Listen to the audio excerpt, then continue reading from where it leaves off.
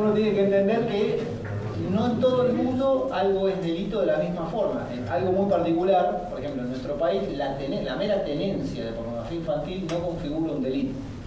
Lo que configura el delito es la tenencia que de alguna manera tenga una distribución asociada. Si no se puede probar la distribución, la mera tenencia no es delito. Estados Unidos considera, por ejemplo, la tenencia como delito.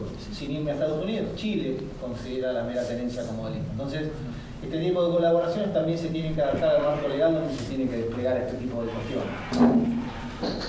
Por otra parte, y ahora saliendo de las fuerzas de la ley, los proveedores de servicios, aquellos que proveen el canal a través del cual los datos o la voz viajan, ¿qué rol juega?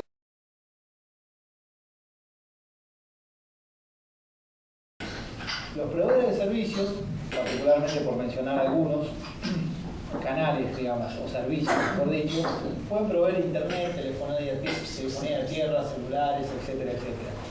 Generalmente brindan dos tipos de archivos, lo que es un registro, ¿sí?, o lo que es el contenido propiamente dicho de una comunicación.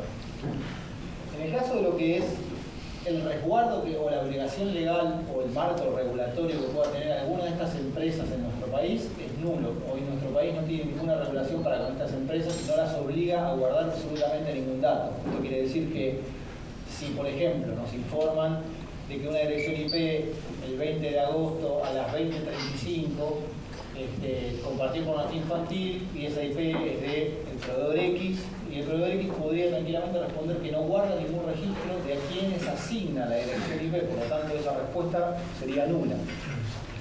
Si bien no hay regulación, la gran mayoría de los proveedores lo hacen, no todos, ni todos lo hacen de la misma forma. Por ejemplo, una problemática bastante habitual, pero esto también se da en otros países, todo lo que es la conectividad de datos a través de redes de telefonía móvil, ¿sí?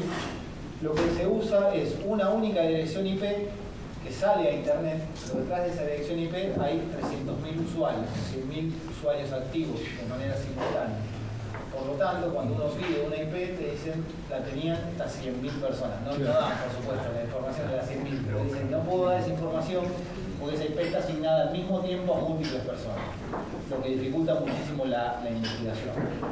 Y en otros casos positivos garantizan que dan la información del titular de la conexión, que por supuesto una dirección IP no es una persona, porque si este lugar, por ejemplo, no tuviese una dirección IP y todos estuviésemos conectados a internet que brinda este lugar y alguien de acá pide una fotografía o comete un delito, en realidad el titular de quien está a nombre de esta conexión no tiene nada que ver quizás con el delito. Así que hay toda una investigación que después viene de la mano quizás de la parte de las tareas investigativas que se realizan para ver quiénes viven en ese domicilio, etcétera, etcétera. Pero pueden brindar dos cosas. Generalmente es importante para la parte del registro, ¿no?, que nos dice quién es el titular de una conexión. No brinda ningún tipo de contenido, absolutamente nada. Solo dice esta IP, tal fecha, tal hora, tenía el abonado Ezequiel Sáenz, que vive en tal lugar, el DNI es tanto y paga con débito automático en cuenta tanto.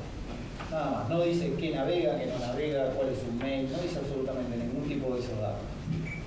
¿Para qué sirve esto? Para tratar de hacer tareas. Así como se puede enmascarar una IP, alguien que va a cometer este tipo de delitos puede irse a una IP muy pública, por ejemplo, no sé, el gobierno de la Ciudad de Buenos Aires brinda internet de acceso libre y gratuito en determinados sectores públicos como plazas y demás. Un café como puede ser Starbucks, Café Martínez, o café lo que sea, que hoy tienen Wi-Fi. ¿Sí? La gran mayoría de veces tenemos Wi-Fi. Entonces habrá que ver quién fue el que se conectó desde ese lugar. Hoy es muy simple tener acceso a internet. La respuesta que dan es muy simple, sí, es solamente un registro.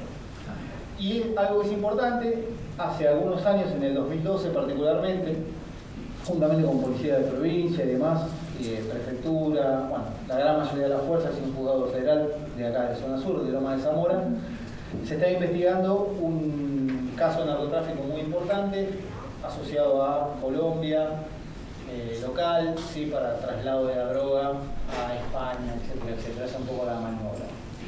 Y el juzgado nos planteó, ¿sí?, después de una conferencia técnica, si existía la posibilidad de poder capturar el tráfico de Internet, porque las conversaciones telefónicas de los teléfonos intervenidos, por ejemplo, de las personas involucradas, no arrojaban ningún resultado relevante. ¿Por qué? Porque cada vez que iban a decir algo importante, decían, no, por acá no, eso lo mandamos por la algoritmo de Messenger, o te lo digo después a través de la red social, o te lo digo por correo electrónico. Entonces, se planteó justamente esa necesidad, qué importancia, o qué probabilidad hay de poder capturar ese tráfico.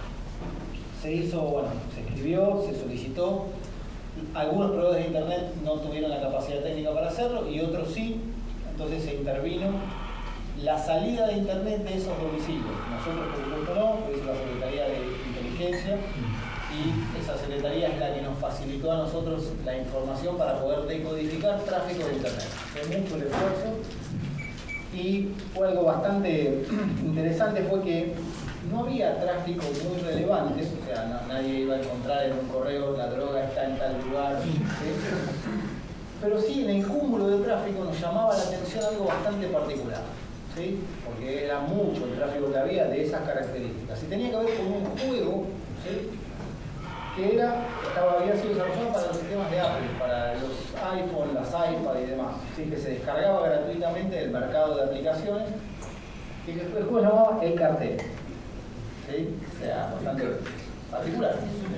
De hecho, claro, por las palabras claves salió de ahí. Y en el juego uno simulaba ser una pandilla y tenía la posibilidad de tener una mensajería instantánea con otras pandillas y demás. Y cuando empezamos a analizar un poco la información de lo que hablaban por el chat del juego, pudimos ver que en el chat del juego era donde se terminaba pasando la información relevante. ¿Sí? Muy creativo. Lo que no supieron, por suerte, es que como esto tiene un GPS, ¿sí? Quien desarrolló el juego, no con mala intención, lo que hacía era tratar de geolocalizar dónde estaba el dispositivo, es decir, dónde es la latitud y la longitud exacta donde está jugando la persona. Y se llevó a un domicilio en Lanús, ¿sí? Donde había 250 kilos de cocaína en unos muebles, estilo Luis XV, de ahí el nombre. Por eso se llegó ahí, sino que eso ayudó a determinar la zona por la cual se movían y demás, y el medio por el cual se contactaban, y fue útil en fechas y muchas otras cuestiones. Pero fíjense cuán importante fue la intervención de la parte tecnológica para poder destrabar algo que se estaba investigando de manera tradicional y que de manera tradicional no tenía posible manera de avanzar